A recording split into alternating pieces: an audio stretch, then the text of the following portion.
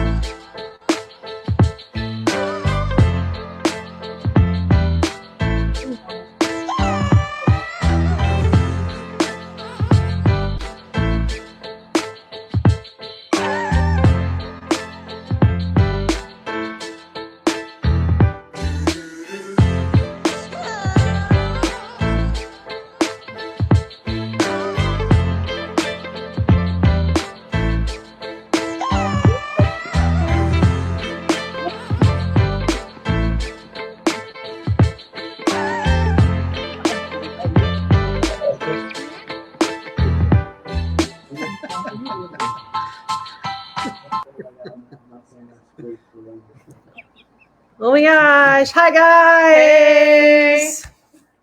All right. Mick, do you want to get everybody started? Sure thing, except for I got to get rid of this double neck I got going here. Holy smokes. Adjust the camera. Oh, welcome, everybody. Welcome to episode number 2 of the Slow as Heck podcast. Hopefully this new technology works for everybody. I'm looking. We got some folks viewing, and the folks who are showing up late, you missed a pretty cool video. I saw a couple of really cool cars go by. I saw a white Camaro in there. That thing looks fast. But, yeah, so what we're trying to do is before the start of each podcast is to showcase the event that was on the weekend prior. So we want to thank Melody for all the pictures because they were beautiful. She did amazing. Melody kills it on those pictures. Agreed. Maybe at the end we can replay it for those that missed it. Yeah, I think that's a great idea. Mm-hmm. We are the hosts. You have the dusty old grannies, Randy and Nicole. Oh. Say hi, ladies. Hi. Hi. And I am the unfortunate director of slowness. Yeah. And then, oh wow, all of our guests have logged in already, and we both have our families sitting here in front of us. Mm-hmm. We have a live audience. Literally, both of mine and all of hers minus Ryan. So freaking crazy. Yeah, you guys should do like the Arsenio Hall thing. So let's go ahead. We're going to bring on Jim, Sam, and Bill Kidd. But Bill, I don't know. Bill has like some weird internet out there in La La Land where he lives. So he's still like the same problem. So. All right. Hi, Jim. Hi, Sam. Hey, how you doing? Good. How are you guys? What's up, Sam? How you doing? Good, buddy. How are you? Not too bad. Good. So we have an action-packed weekend coming up at Tucson. So we wanted to get on and make sure everybody knew what was happening, the rundown, run orders, all the details. So let's tee it off. Can anybody... Bill, are you talking? I'm trying. As soon as the podcast started, we lost. Oh no! Yeah, so I'm sitting in a dark room. Uh-oh. Well, I mean, at least we can hear your lovely voice. We bring some weird stuff on this podcast. Bill sitting alone in a Right. dark room doesn't sound like I don't usually pay for that kind of entertainment. Right. Hey, you look good in there, Bill. Yeah, thanks. Might be the best version of you we get. That's very true. Very true. So before we jump all the way into the events, guys, some cool news today. Yep.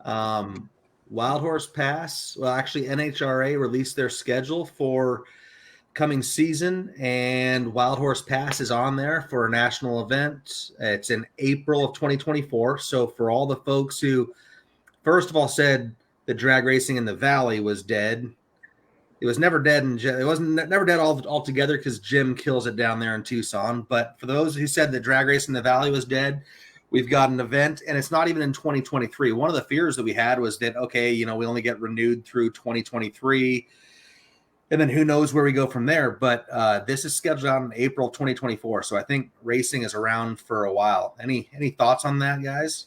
I mean, it's starting to seem like that. It's definitely getting pretty exciting, seeing all the news come out about all the events in the future. It's a pretty cool thing. I'm excited. People were pretty convinced that racing was dead, and no, we're still kicking. We're here. We're having fun. So, and there was no better example of that than the fact that we had a great Saturday night drags, not Friday night drags, this last weekend at Wild Horse Pass. And yeah, that's what the video was. I know there was everybody complains about the heat, but I at least know that one guy that couldn't break into the fours broke into the fours for the first time ever. Big shout out to Jeff Sims. He's been battling one for quite a while. I actually had I'd order him a pair of pants, a set of Levi's 501s because they'd fit him so well. And unfortunately, I had to cancel the order because the guy finally broke that and got the monkey off his back. So congrats to Jeff. And there was a lot of good times. I got called out. And one of the guests who will be on later sandbagged me, and I got my ass kicked. So, would you like to see that video? Yeah, let's actually show that video. No. You guys Oh. started over. Sorry, I gotta start it all.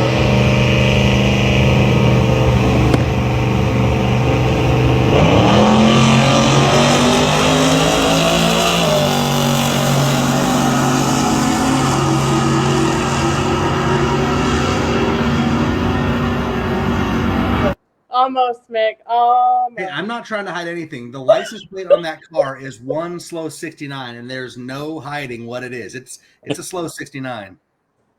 Well, we'll have Josh on later, and you guys can discuss that. There's a picture that got sent to me of me going to see Josh after that race with my head down and I looked like a beat puppy. Mick, what engine do you have in there? It's a LS 408 stroker. Nice. Yeah, should be a lot faster than it is, but the driver's a wuss. That's why it's called slow. What is it, Randy? One slow 69. Slow as heck or slow? Slow as heck. Slow as heck. Slow as heck. I mean, in reality, it's slow AZ because everybody here's slow, including Jeff Sims. Slow. Even if you break into the fours, you're slow. Still a slow Not guy. Sam. You ever see that truck Sam drives? That thing, Slow. that thing's a rocket. Slow. It's still It's slow. So, Steve's new cars, slow. I hear Sam's doing some work today. Oh yeah, we've got it all cut up. Waiting on Mr. Justin Boost Addicts to get over here and help me finish it. Yeah, are you converting it to a big tire deal? No. We're getting away from the ladder bar and going to the 4-link. Oh, okay. Nice. Very nice. Justin or Sam, what's the motor in it? That's got a 645 cubic inch big block. Oh, very nice, man. On a couple kids. Couple kits, yeah. Couple kids. All the spray. All of it. Couple is 2 or 4 or 6 or 9. Just two. Okay. 2 foggers. Really a couple. Who's your guest there, Sam? That's my boy right there. That's Abel. You say hi? Hi. hi, Sup, Abel. Abel, you're Abel. internet famous. There are literally tens of people watching you right now, man. Yeah, there's a whole You're 40. on the internet No. right Let- Yep. Almost. There are 5 tens of people. There we go. You're my little sister. Hey, well, I'm not little. You're the one that's Okay, going guys. I'm trying to take you. You know what? Okay. I think they Right. should box it out, and she could be the new Amanda. Yeah. They do it. They do it. I promise. Hey, viewership will go up if we have kid fights on here. Good Lord. Oh, here comes Mom. Mom caught him. No, All right, let's talk events, guys. Bill, you still sitting in the dark? Yeah, I got a can. we got 49 people. You don't have a candle?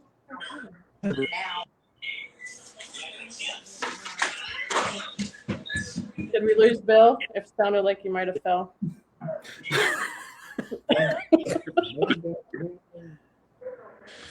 No. Let's try. You know, I'm really impressed with our setup today. We're so professional. Kind of, yeah. Yeah, what do you guys think of the You guys are technology doing change great from with last me. week to this week? Not bad, huh? Yeah, I didn't screw up this time. Go me. Actually, big thanks to Limpy if he's watching. He and I had a really long conversation the other day, and he brought me on to all of this new software. And then Nicole and I spent like half an hour on the phone yesterday Setting it up. with videos and getting them in Google Drives and getting everything set up so we could be fancy pants. Mm-hmm. That's A it. couple Randy, where you grams. guys at? Look at all those cool trophies back Oh, there. we're in the Looks like- Edwards house in front of the really fancy fireplace. Nice. I thought you the like wall our was on fireplace? fire or something. That looks And cool. then, man, look at all them wallies. Man. Shit, you guys wish you could be that cool. We are in a room of greatness around here. Nicole, how Very many of those cool. are yours? It's nothing like Jim's. Yeah, I know. There he is. Hey, Hey, little candle.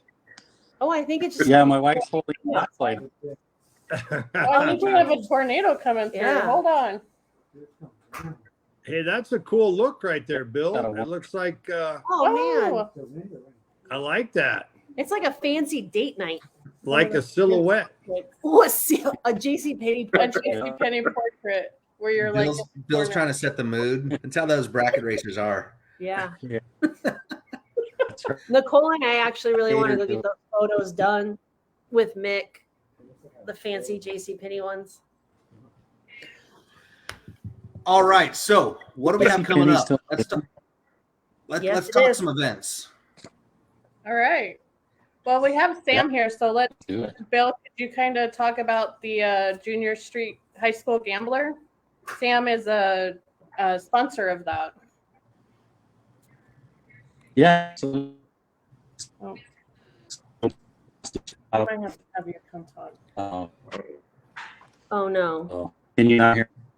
Yeah, your voice is coming through a little funky. you sound like a robot. Ay, ay, ay. What if, what if, what if Okay, so what if you Chris kill your Citro face, has maybe it'll done work better? fantastic. I'm out. Oh, he's out. No, He don't. says he's out. Okay. Sam, what can you tell us about it? Sam, why don't you go for it? I don't know anything about this particular event, but we sponsor just mainly the kids, trying to get the kids back into it. The Junior Street, my daughter, for a little while when it first started up here in Tucson, was a part of it for a little while, and I thought it was really cool trying to get all the kids into it. The Junior Street classes is for kids 13 to 16 with a parent, I believe. Got to have anybody that's 25 and older can be the co-pilot with the age ranges of 13 to 16. And then the high school classes, obviously for the high school kids, they don't have to have a parent ride with them. They just have to have a valid state driver's license and can't go any faster than 14, I believe, or 12 and a quarter. 12 flat and a quarter. 12 flat And and a quarter. 12 out in the quarter, that's for junior street or for high school? That's for high school. Junior Street guys, I think they can only go 14 and a quarter. Actually, they're only allowed to go 8th mile, and it's 9 flat. 9 flat and 8. Okay, Citro's notes are wrong here. I'm looking at some notes from Citro. Man, He's so got an my- altitude adjusted. My Camaro would be great in junior street then, huh? Oh, yeah. I just have to say, we're grateful for Chris Citro because he put so much time and effort and love into doing that class for high school and junior street. He's really knocked it out of the park. And thank you, Sam, for being a sponsor for that class. No worries. Thank you. Yeah, very well said, Nicole. Citro he doesn't get the credit he deserves. That guy is one of the hardest working guys I've ever seen.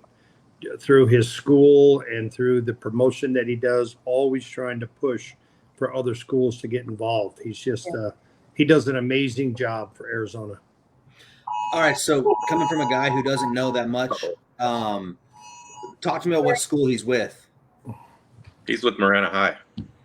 Oh, cool. All right. So I think he runs the auto shop there. Yeah, he does. And he challenges all the other auto shops around. And then he does a pit crew challenge. I think that is, when is that, Sam? That's in I think that's coming up October? real soon, isn't it? Yeah, it should be coming up pretty quick. Yeah. October, November. Yeah, Chris would be a great guy to get on one of your podcasts here and really push that program, because he does a great job with it, and I think it's amazing. Right. And I'll just say, if you have a chance to come out this weekend and watch these kids race, it's some great entertainment. They are very competitive, and it's really great to see their sportsmanship too in the staging lanes, the way they can talk and have fun with each other and then get on that track and just beat each other up. Yeah. Yeah, you should see them at the end whenever we get down there and we have to swap drivers, because they're not allowed to drive through the pit area. So after the pass, when we get off the track and we're swapping around, all the kids are down there just harassing each other and having a good old time. Yeah. Oh my gosh, they're making racing great again. What's the approximate turnout for that? How many junior street, how many high school do you guys get in one of these events generally? Do you want to come up? Tucson has the best turnout, and I believe it is because of Chris. Mm-hmm. But in junior street, they'll usually have between 8 and 11 cars every race. High school this year, they had a lot of them graduate to the bigger classes, but I think there was about 4 or 5 of them at every race. Last year, I think there was 8 or 9 also. Oh, cool, man. Who was the champion last year, high school?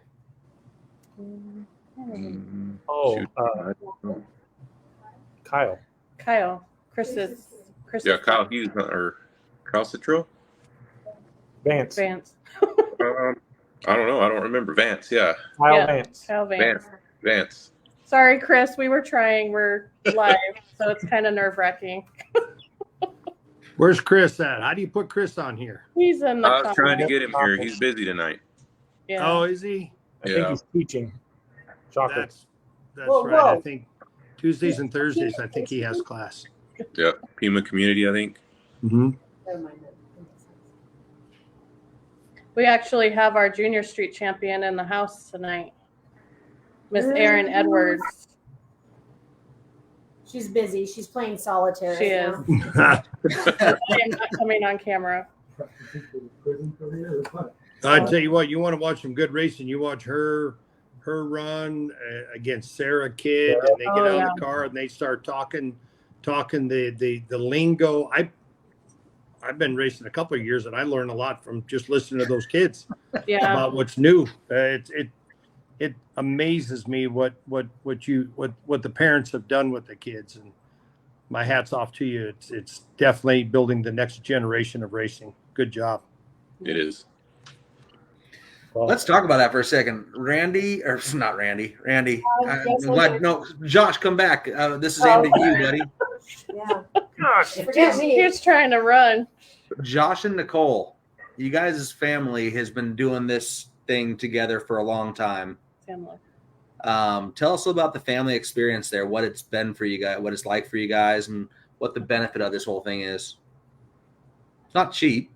No, not cheap at all. But there's a lot of the community that helps us out and provides us the opportunity to give that to our kids. So a huge thank you to them.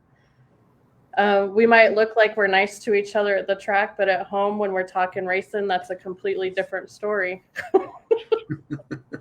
So, but it's been fun. we've been truly blessed to raise our kids in this community and at the track. So I know Josh grew up doing it and I grew up doing it. So it's just been a great family fun time, I guess. Yeah, and it doesn't matter what it is at the track.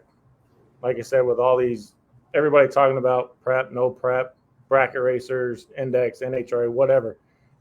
It is a real big family community. And having the kids grow up with everybody looks out for each other. So, I mean, to me, our racing family is almost more than family itself. You're around them more. Absolutely. It's been pretty fun watching your oldest Ryan line up against you and just school you. That's about probably the best part. It happens. What's even more fun is we used to run at Speed World all the time, so I knew Josh as a young kid, and I watched him grow up, and I used to race with Josh's dad.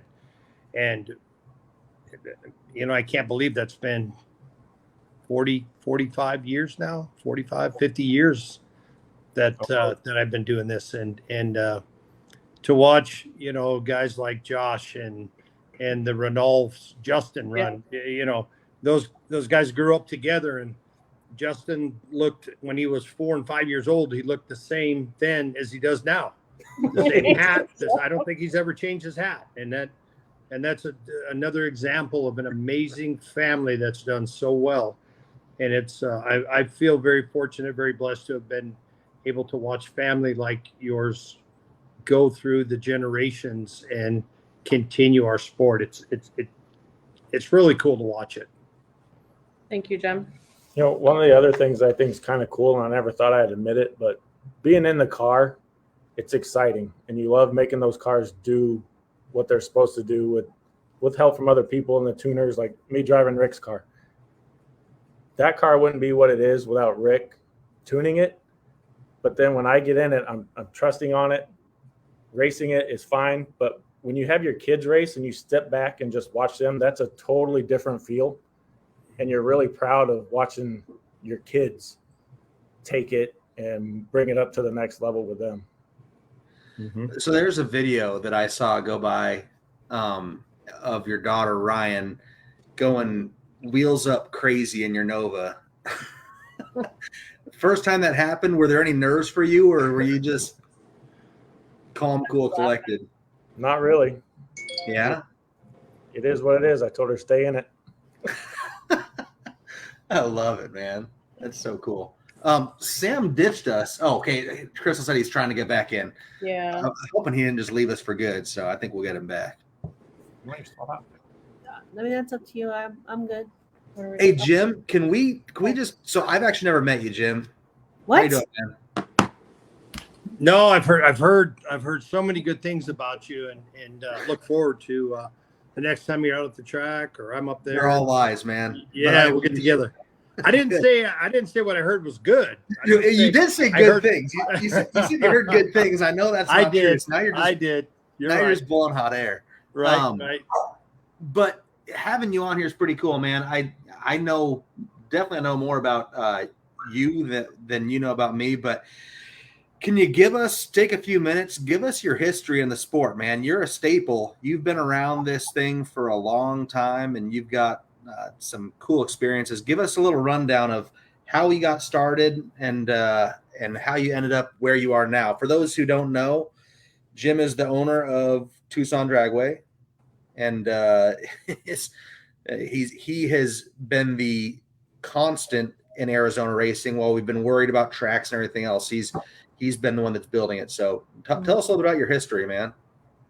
Well, I think I got into racing from building converters. I started building converters back in 1974 with my dad. He had Hughes Performance, actually at Hughes Machine Company, and we did stock OEM converters. And when I was about 19, just getting out of high school, going through college, I wanted to build racing converters, and Dad was kind of against it. And I said, I'm telling you, this is what we need to do. And I bought a car, 65 Chevelle, and started bracket racing, and grew up basically at Speed World, and went out. I was kind of like just at the end of when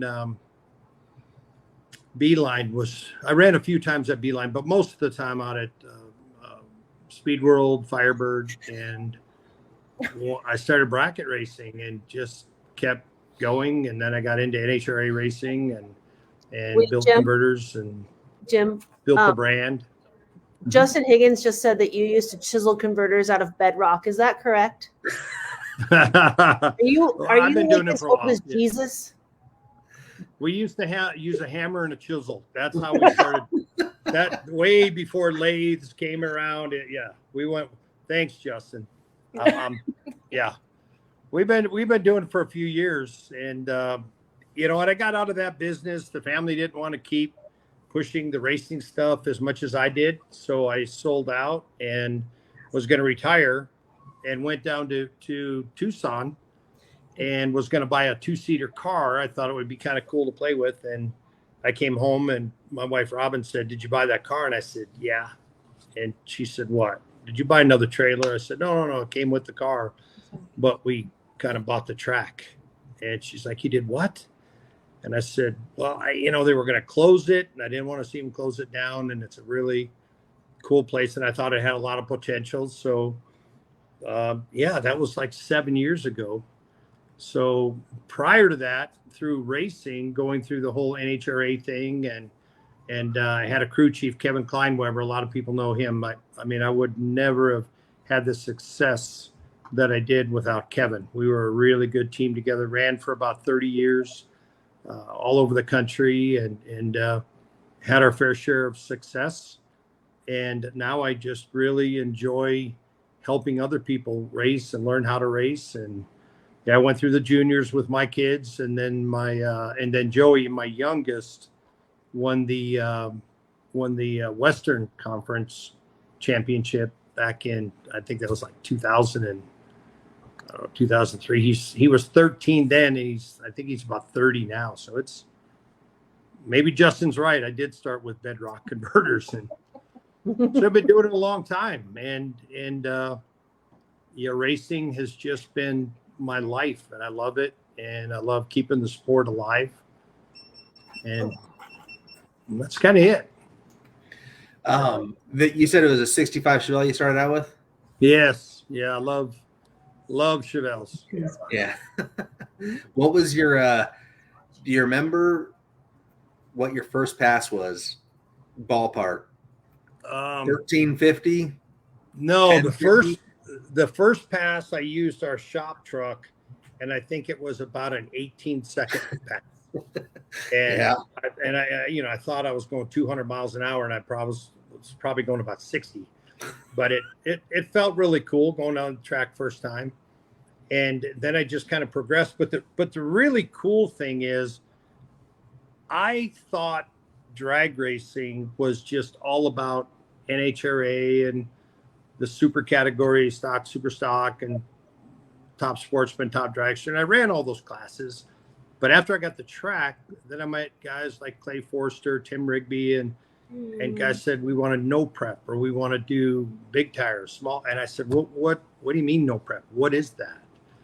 And I learned that there was a whole lot more to racing or sport in the industry than just NHRA racing. And it was pretty cool. I really enjoyed it, and became a big part of NPK, the Street Outlaws group. And so I've done that for about the last 6 years, doing tech, working on rules, and doing the track prep, if you will. And recently just retired from that so that I can focus back on Tucson Dragway and bring that back to where I'd like to see it. So you guys heard it here first. Jim now completely belongs to Arizona again. That's right. I had a nice conversation with the Joneses last night, and they really made me feel good.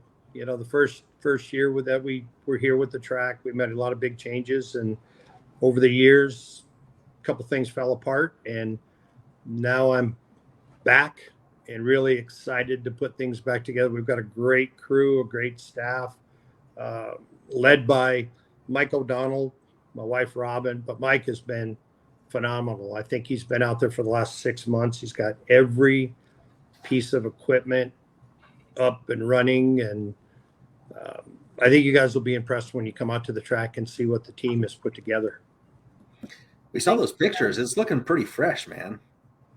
No, they're doing a good job. They've been really, as long as I quit breaking things out there, so Mike doesn't have to keep fixing things after me, we're going to do okay. But he was out there tonight getting the track ready for this weekend. He's got all the equipment ready, and so we're excited to get back. I think everyone liked the break that we took, the June, July, August break. It's hot, and our thought was take the summer, spend it with your family, go on vacations, get your car ready, take a little bit of a downtime, and now people are really excited to get back to racing again. So I think that the camaraderie that we have, I've talked to Chuck about their plans for Wild Horse or Radford now, and we're excited to work together and build Arizona and keep racers going back and forth and work together as a team instead of two tracks working against each other. We love that, man. That's Yes, we do. The name of the game starting out. We can thank Steve Palaskis for it, was cohesiveness. Arizona needs that cohesiveness. We need, oneness, whatever you want to call it. But racing only stays strong if we're all working together rather than working against each other. So I love hearing that. It's really cool. Yep. So I think we finally got Bill Kidd back on. Not to cut you off, but I know he's been having a lot of internet issues. And no, his mic's off now. Oh, yes, no, he's muted. He has a really good race coming up this weekend. Oh, Bill, you're muted, buddy. So you got to click the unmute. Bill? Sarah probably muted him. Yeah, I don't even know. Can you guys even hear me? Oh, you're There there. you go. Okay, well, I'm here, I think. I'm walking around in a dark house, and I can hear about every other word you guys are saying. We'll give it a shot. We can hear everything you're saying, man. So tell us about your event, buddy. Okay, great. So, yeah, first of all, I wanted to build off of what Jim was saying with the improvements that he's made at the track with Mike O'Donnell out there. I went out there last week or earlier this week, and it's amazing. It's the little things that they've been fixing that we didn't even really recognize that were broke until they tell you they were broke, and you're like, yeah, that hasn't worked in 5 years, and it's just dedicated to fixing everything. And I'm very thankful that he's allowing me to kind of, I guess, dabble in promoting a little bit. It's a very small level. I'm not very good at it, but we're trying. We're going to give it a shot. This weekend's probably one of I would say it's our most fun race of the year, the Cactus Clash. So it's got a little bit of everything. We've got junior dragsters, junior street. We've got a foot brake race, which is kind of old school, no electronics, no trans brakes, literally swap feet and go racing. We've got a gambler that is kind of a bracket race for electronics and non-electronics cars kind of mixed together. And then on Saturday night, we've got what I think is probably one of the coolest racers I've ever been involved with.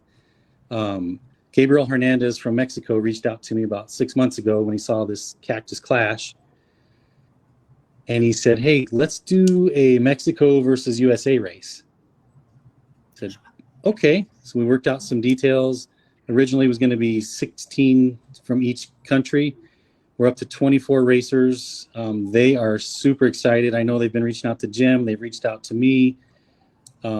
This, I think, is going to turn into something really, really big in the future. But they're super excited. I had about 20 of them call me today and wanted to know if they could park at the track already. They're already here from Mexico. They're bringing 35 racers from another country. So I think that's a big deal. They don't have to go far. Right. Literally just crossing the border. Sorry, I cannot hear you guys. I apologize. That's Joke okay. was lost.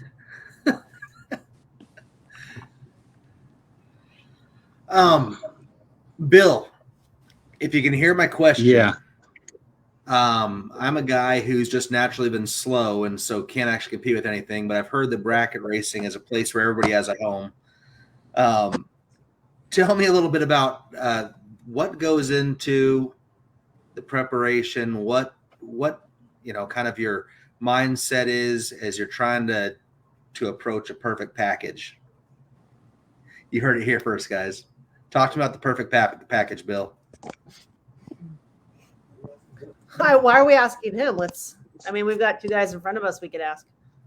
Well, Bill is the king of bracket racing. But Bill didn't like my question, so he's He's gone now. You scared him. So, Jim, what's the perfect package? Josh, do you want to pinch it for us?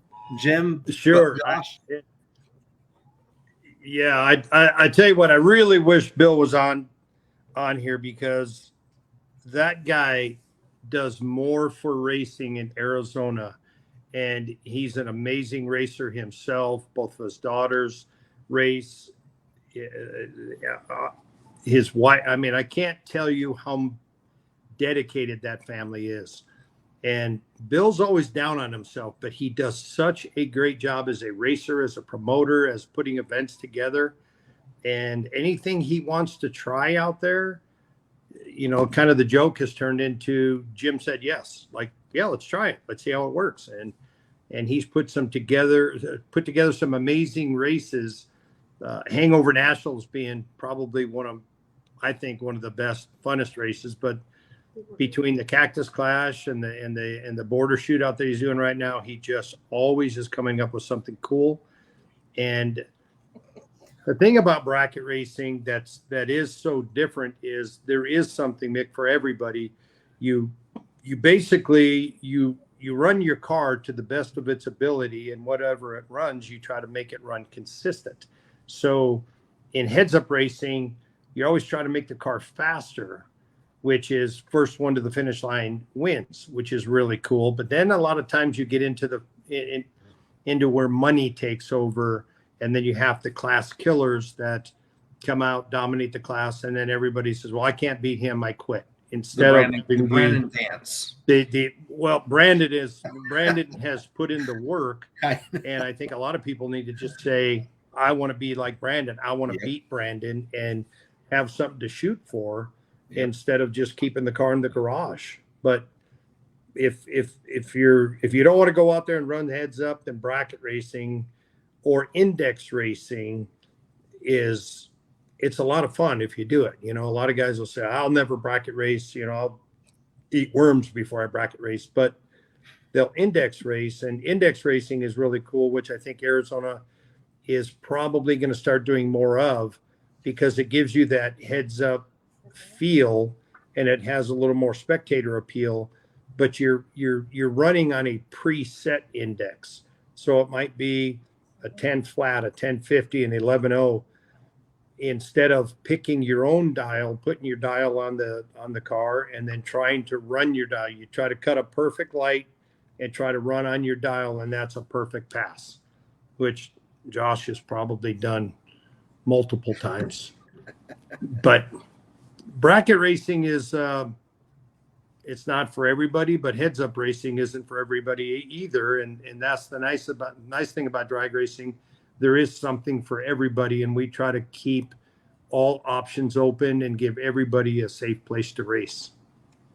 And that's why some of our races we're starting to implement bracket and heads up at the same races to let everybody see the two different styles and everybody's cohesiveness. Is that the word? And I love, what was the event? It was October last year. It was a 2-day event at Wild Horse Pass where there was day one was bracket, day two was. That was our Balin race that we put on. That was cool, man. You saw racers kind of looking across the aisle and saying, oh, what they're doing is pretty cool. Well, and we're kind of doing that this weekend also on Sunday, whenever they're having the team event, which the bracket racing part of it for the team, you pick 5 people on your team, and the best 3 out of 5, that team moves on to the next round, just like on any other regular ladder. But also on Sunday, Rick's putting on an Arizona grudge race, big tire, small tire, and then I think small tire NA. So there's a place for them to come out and race with the brackets and the kids. And Nicole and I running around getting in your guys' faces again for the live feed. I don't know about live. Maybe you can go live. I'll go live. I have no problem with that. This is the official apology from the Slow as Heck podcast for Randy's in your faceness. There you have it. No hum wrecking, Randy. Come on. That's not my name in this family. The AZ Grudge Racing. You said Rick Webb. Is that who puts that out there?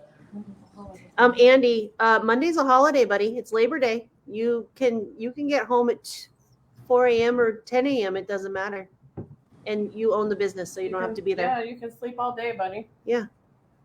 You own the business, so you don't have to be there. I own a business, and that's not how it works. Randy, you should know that. I don't know. Phil and I pick and choose sometimes. Just kidding. No, we're normally there. I'm just going to go way back in the comments. When we were talking about, first passes, Jim, you said, you ran an 18. AJ Crater jumped in with my first pass was a 21 and a Plymouth. I think it was a K car. I can't remember what he said. So it's been 25 years, AJ, and you've gotten 2 seconds faster. What happened, man? 2 seconds. Good job. It's all right, AJ. We're rooting for you, buddy. Good. All right. What other events do we have in here, Randy or Nicole? That's it. Does anybody have any questions about this weekend? I do. Jim, are you going to have... Does anybody have any questions about this weekend? Oh, I do, Jim. I'm sorry, what was that, Nicole? oh, Jim had the volume on. Are you going to have any food trucks this weekend down there? Because I don't really want to go grocery shopping. I think there is. I know on Sunday we're doing the potluck in the shop for when they do the chip draw for the team race. For the team race, yeah. So that'll be on Sunday, and I think we've got 1 or 2. You know what? I'm going to have to check and get back with you on that. Yes. Let us know about that one, because I know with our spectators coming out, they're probably wondering the same thing. Okay. I believe there is. I think either I'll find out for sure and then let you know. Okay. Thank you. TJ asked if you're cooking for the group. Well, let's talk about TJ. So he came out and cooked for my family one weekend at the track, and now my family doesn't allow me to cook anymore because I do not season my food properly. So no, TJ, I won't be cooking. Do you season it like a basic white girl? Apparently, yeah. She only uses salt. No pepper. Oh, only pink salt? Only pink salt. Oh, pink Himalayan salt. I mean, at least it's fancy. Yeah. Oh my gosh. I don't season my food like a white woman. Anyway, it took me 19 years of marriage to get there. Maybe everybody else here knows about it, but Jim, one thing that I know you've done at some past events, maybe you can tell us a little more about it, is overnight camping. And wasn't there, I don't know if it's still a thing, but wasn't there an agreement or a deal with an RV place down there as far as camper rentals or something like that? Do you guys still do anything like that for the extended events? Yeah, that was gosh, was that Arizona RV or Cactus RV? Cactus RV. That was Phil, and they used to, for the no prep races, they would rent the trailers. They moved on the other side of town, so I think it got to the point where it just wasn't cost effective for them to drive them all the way out, bring them back, clean them up. But he took care of everybody. Phil did a great job and brought them out. And there was a point where there was 10, 12 people that were using his services to bring the rigs out. But you might be able to stop by there, pick one up, bring it out, and then drop it off back to him if he's still doing the rental program. Rick. I'm not gonna say his last name. Huntersa, my fellow Pontiac brother. Rick Underwear wants to know if there's any word on a divisional next year. On a divisional? Yeah, at the track. At Tucson? Yeah.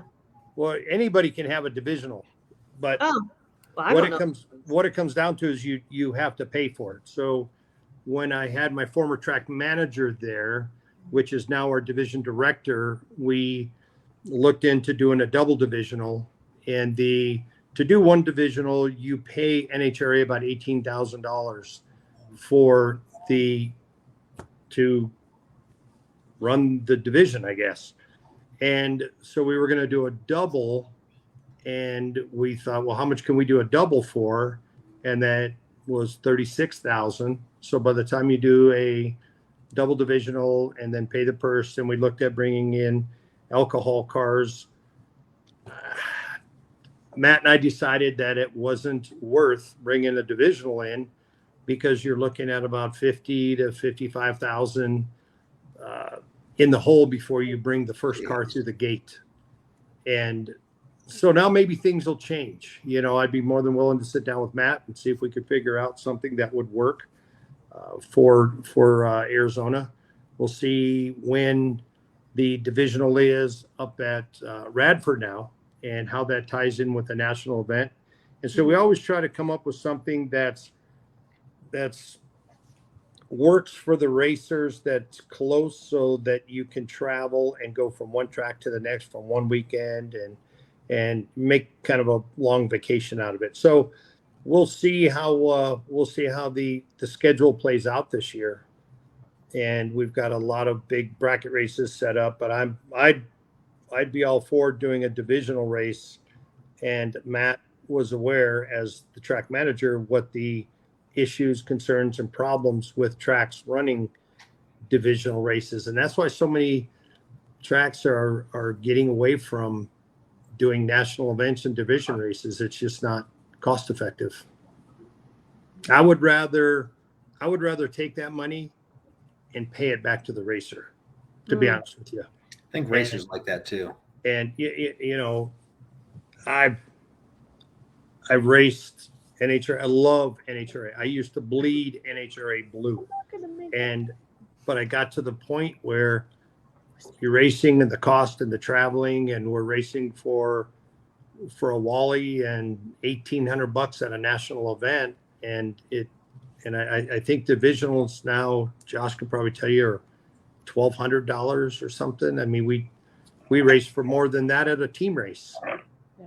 So, in my opinion, I would rather take the money and do a $5,000 or a $10,000 to win Super Street, Super Gas, Super Comp, and that's really where my heart is with the heads up categories. We did that for years, but I just think it's very one-sided. I think it's kind of lopsided, and I think that there should be more attention paid to the sportsman racer and more money paid back to the sportsman racer, because fuel's gone up, food's gone up, expenses have gone up, and I really think that's why you see so many cars parked now, and they've chosen to either not race or they go bracket racing because it makes more financial sense. And none of us do this to go out and get rich.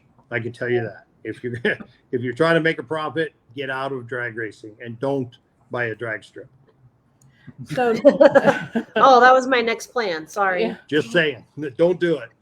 So, Jim, if memory serves me right, I think I remember you saying something about possibly getting like a big tire, small tire series going between the two tracks. Now that we know that we may be open for a while, what do you think about that now? Absolutely. Working with Rick and Josh and Steve Palaskis, I would love to do that, whether it's on the front side of the track or the back side of the track. Justin Boost Addicts has done an amazing job for Arizona. He has put together a lot of big tire, small tire, no prep on the track. He'll do anything. And I think he's got a very good following. And now he is putting together a hard tire class and really pushing the hard tire, which I think is going to bring more real street type cars out. instead of a pro mod with small tires on it, and give people an opportunity to bring their cars in, get their feet wet. And I think that's going to be a very neat class to keep an eye on. But yeah, Nicole, I would love to do a series between the two tracks and just make it fun. Yeah, I agree. Yes. I think it would be a blast, and then pair that with our bracket racers, and I think it's a party. I also think we should Absolutely. do like an Arizona's top 10 again. Phil and I were actually talking about that on the way home today. And we could do a front side or like a prep top 10 and a backside top 10 or a prep, no prep top 10 something, and find a way to merge them at the end and find out who really is the king ding dong in Arizona. Right. Yeah. Right. Stephen Tackett mentioned in the comments a drive and drag, race at one track and then drive to the other track and back. Isn't That Six would be great. doing something like that where they're like racing at Yeah, it's a Wild whole thing. horse. road deal. whatever the hell we call Wild Horse these days, and then back and Radford. But I think it's Nicole. Is it officially Radford Racing now, or is it the tracks? The tracks at Wild Horse Pass. Yeah, the tracks at Wild Horse Pass. Oh, okay. So Wild Horse Pass isn't going to go away. The name, it's just the tracks at Wild Horse Pass. Right. Got, and that's the name For of- now. For now, Got yeah. it. Who knows?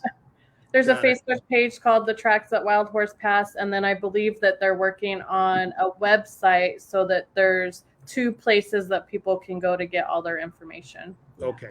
I heard rumors that the rumor was it was going to be Mixed Motorsports Park or something like that. Yeah, buddy. That's I don't know. I don't know if that's true. Hey, I can't afford that marketing bill. The Focus Law Motorsports Park. How about that? Right. There you go.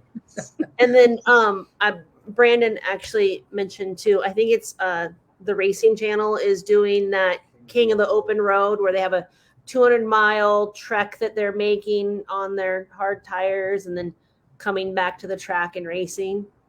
Not just hard tires. There's a bunch of different classes for that. Oh, okay. Yeah. I don't know. I read That'd be a the cool I read the race. flyer. That's at Tucson, right, Jim? Which one? The King of the Open Road. King of the Open Road is the end of this month. That's gonna be a great event. That's something that Brandon Gant has really been wanting to do for years. He puts a lot of effort into his car, and for those people that don't know Brandon, he is very very passionate about what he does and very passionate about that class. I used to race with Brandon's dad, Steve Gant, years ago, and Steve was just like Brandon. He was a killer, really, really good racer. But I think that I think the drive and drag is really going to be an up and coming thing. And like Nicole said, even if we went back and forth from Tucson to Wild Horse, back and forth doing an event like that, so that you're running a true street car. Mm-hmm. And there's no reason why a true street car can't be fast. Right. So Let's get Brandon on to talk about him and Justin's hard tire class and to talk about the King of the Open Road, and Yeah. maybe we could have him on next week to kind of just tell us about that. And for some reason, Justin thinks he's going to gap Brandon, but Brandon seems to be pretty untouchable on those hard tires. Brandon's fast. I mean, he'll figure it out. He's fast in anything he races. Man, I'm just reading this. As far as the food for next weekend, apparently there are going to be bacon wrapped burritos. That sounds like absolute heaven and absolute hell for the porta potties. Oh, you know what? That he makes amazing food. He's a guy that's got a food truck. He goes all over to competitions, and he does awesome. So yeah, so if he's going to be there, that's going to be great food out there. That'll be good. And then on Sunday, we're going to have, we'll be cooking up some brisket, and Mike O'Donnell and I are going to do some, we'll be smoking some ribs. And so we'll eat well on Sunday. So What time did the Gators need to be down, Jim, for that? Make sure we leave Santan at the right time. what time does what? What time did the Gators need to arrive at the track for that? Any at what time the gates open? I don't even know. 3:30. They just tell me when to show up and get to work. I think it's right 3 on something. 3? I don't know. Yeah. I've seen 3 and 3:30. So I believe. Randy, three. when you say your last name, I think of the movie Gata? The Other Guys. Gata needs his gat, you punk. yeah. I He thought knows she his was saying cat. gators. I thought she was bringing gators down to cook or No, something. man. Yeah, we could do that too. That's not, I know how to smoke gator. We could do that. That's a little too far off for me. Randy Gata needs her gat. I too. I got a gap. Yeah. Okay, guys, we're getting down toward the end of it. Question for Nick has a bedtime. everybody. It's 8:55, and Nick's got to go to bed in 5 minutes. Hey, we don't all show up to the shop at 10:30, Randy. Come on. I show up at 7:45. Thank you. Okay, so for everybody here, we got Josh still, got Randy and Nicole, Jim, myself. I'm not missing anybody, right? Phil's here. Kenzie's Phil's here. there. All right. Aaron's here. Charlie's here. So the question for the night, it's 3 parts. Oh, Good, 3 geez. parts. Okay. You got your dream road trip. You're picking year, make, and model of the car.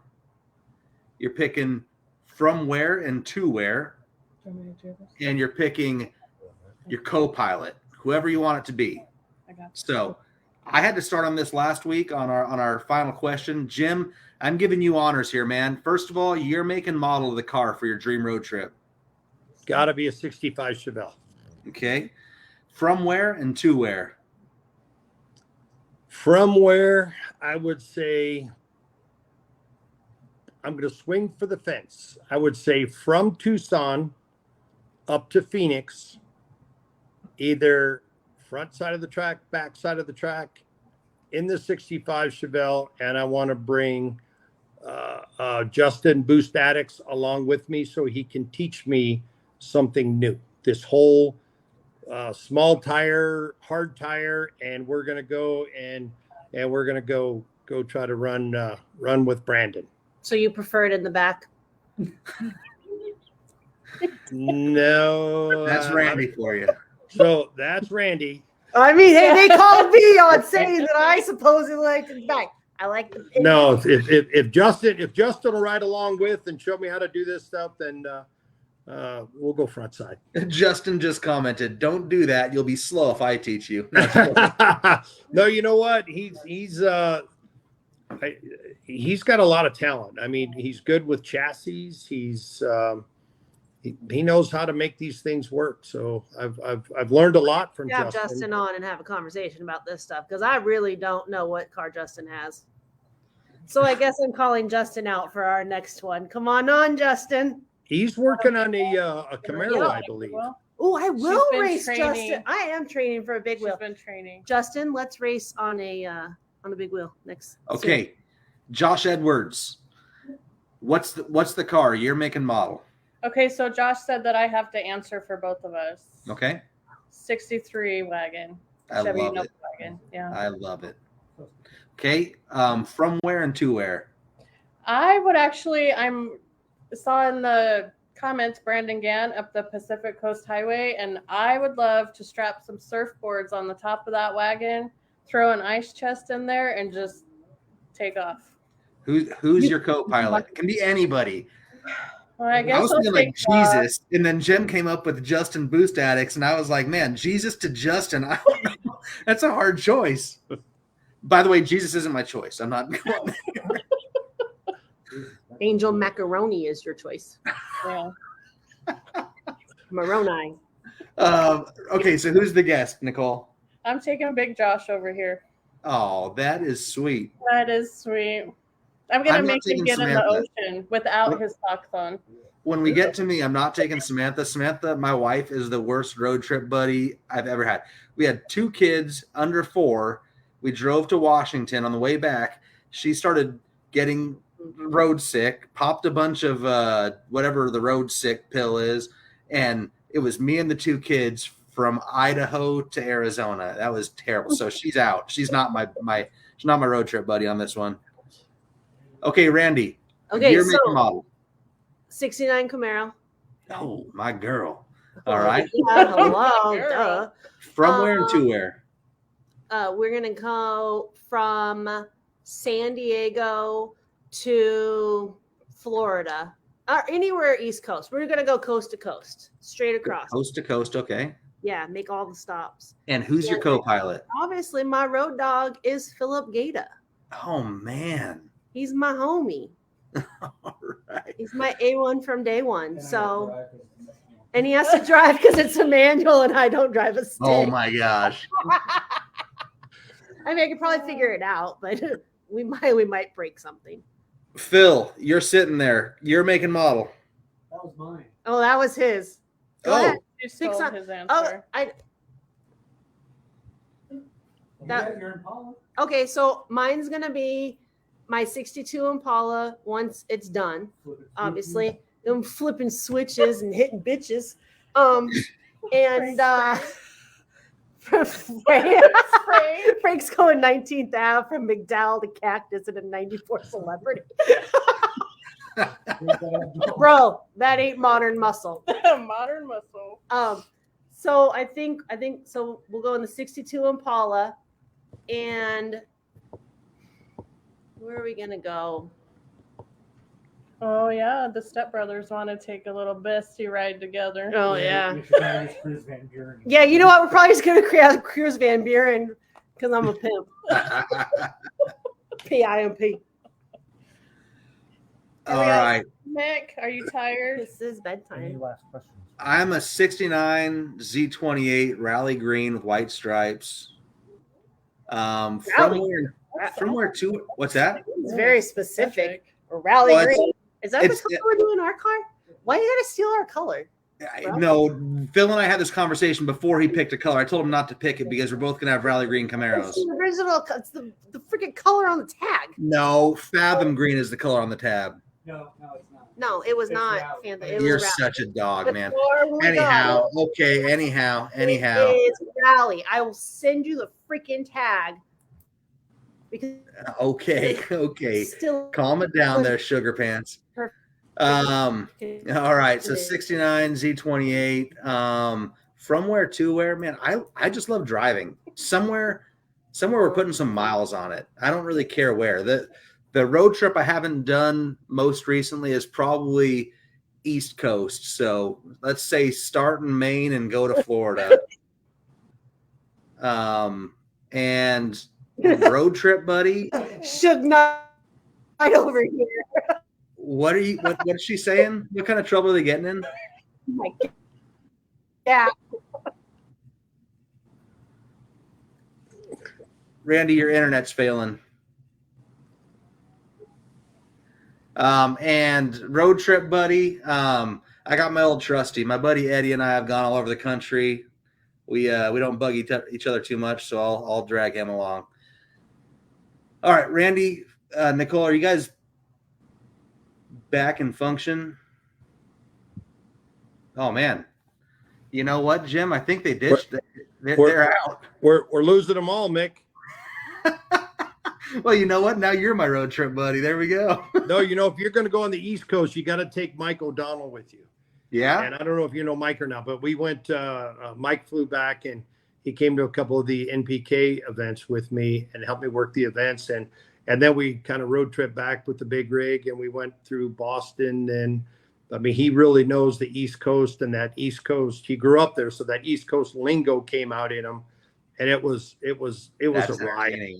Yeah. Oh my God. It was, you talk about funny the way he would talk to people. And yeah, it's a whole different world up there. Park my car. Where are you going to put the car? And we went to the Boston game up there in Fenway Park and just, Oh, that's cool. it's man. cool.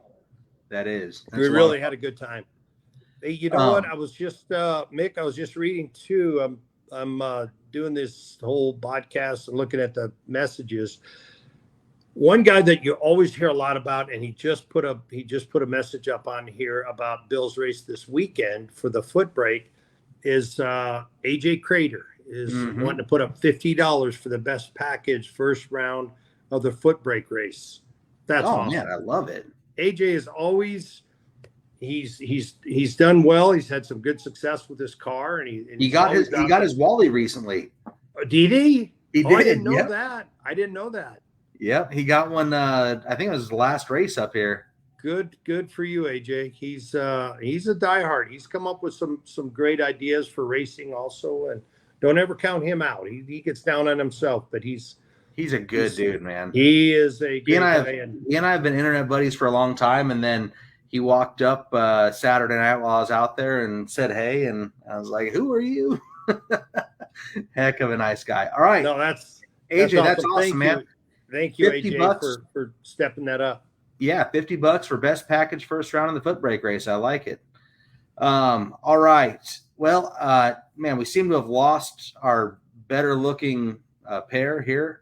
I think it's because I think somebody said, "Hey, We're there they back. are." We're back. The internet's taking a dump. I think everybody's getting hit with the storm right now, but they are back. We got it. Hi. Are Aren't we so there- cute? Ladies, Are there any we last questions for this weekend? left enough dead air to get you guys back. We just kept it silent until you came back for us. No, you didn't. We could hear everything. There's 3 other cameras streaming at the same time right now. Any other questions from the peanut gallery? No? We'll see you guys on Sunday, and we can't wait. Well, I mean, she'll be here all weekend, and I won't. Yep. Friday, Saturday, Sunday racing. They're night races too, so don't be worried about the sun. Come out and watch us. Jim, thank you very much for coming on, man. We really appreciate it. Absolutely. Mickey, you coming down this weekend? I'm not, man. I've got a baby coming October 3rd, and I'm already doing a bit of traveling anyways, and so I'm trying to belt myself to the house as much as I can. Congratulations. You know what? I've got a question. So I grew up in Phoenix, and when I went home, we ended up buying a house down in Tucson now. So when you leave Phoenix and you come to Tucson, are you going down to Tucson or are you going up to Tucson? No, it's down. Down. Even because though Phoenix is better than Tucson. we're 1,000 Feet in higher. elevation. We're higher. So are you going up or are you going down? I mean, what? No, we're going south, so we're going down to Tucson. So if you go, it's like up the bayou, down the bayou. Tim Rigby would know about the bayou stuff. But some people say, yeah, we're going up to Tucson, like you go up to Flagstaff. Is that because Flagstaff is higher elevation, or you're going north? No, it's because it's north. Okay, just think about that one. I mean, when you go up to Show Low, you're actually going over to Show Low, right? But we say you're going up to Show Low because it's up the hill. Up the hill. Well, I mean, you're going up, but we're also going north, so we're going up to Show Low. We're going up. Think to about Flagstaff. that one, and I'll let you guys all go to sleep on that. Oh man! Whether you're going up or down, like the moon hope landing. to see you guys all on this weekend. Leave it with right. the conundrum.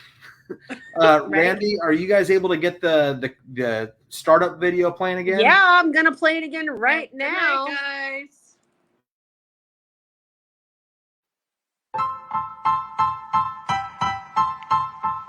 Style. Style is the answer to everything.